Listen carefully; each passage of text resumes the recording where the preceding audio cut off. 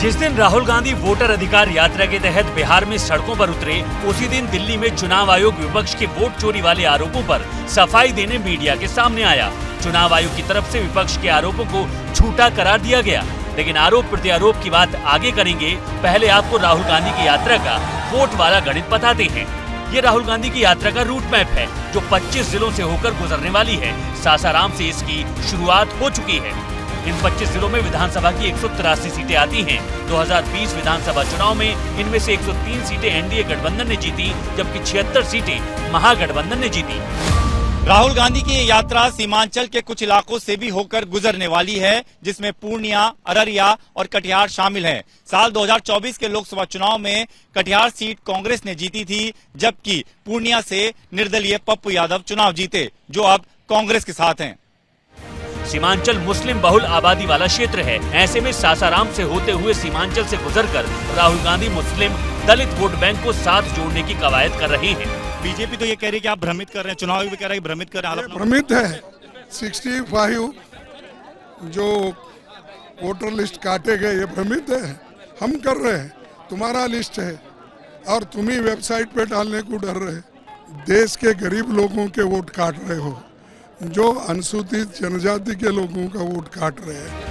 कांग्रेस को वोट चोरी वाले आरोपों में बिहार जीत की संजीवनी नजर आ रही है, लेकिन चुनाव आयोग कह रहा है कि वोट चोरी जैसे शब्दों का इस्तेमाल गलत है।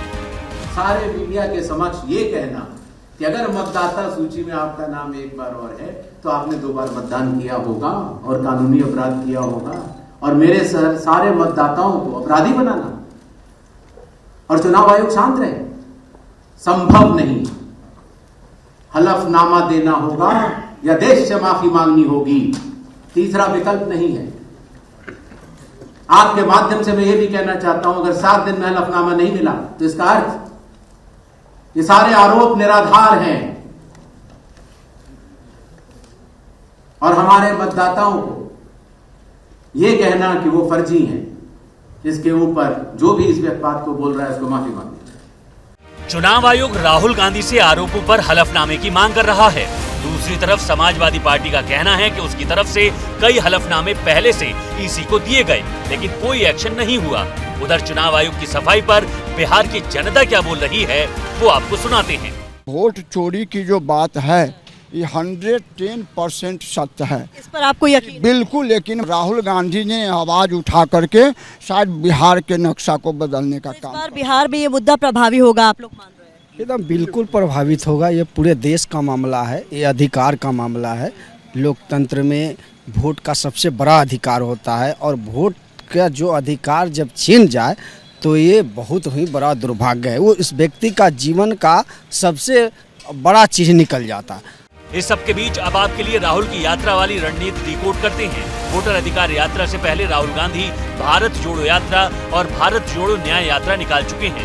2022 से शुरू हुई भारत जोड़ो यात्रा के तहत राहुल गांधी ने लोकसभा की 71 सीटों को कवर किया। 2024 में 71 में से 56 सीटों पर कांग्रेस से चुनाव लड़ा और 23 सीटों पर जीत हासिल की। 2019 में कांग्रेस से इन 71 सीटों में से 65 पर चुनाव लड़ा था और 15 सीटें जीती थी। इसके बाद जनवरी 2024 से राहुल गांधी ने भारत जोड़ो न्याय यात्रा की शुरुआत की। इस यात्रा के तहत राहुल गांधी ने 82 लोकसभा सीटों का सफर तय किया। इनमें से कांग्रेस से 49 सीटों पर चुनाव लड़ा और 17 सीटों पर जीत हासिल की। इससे पहले 2019 में कांग्रेस से 71 पर चुनाव लड़ा और सिर्फ 6 सीटें जीती थी।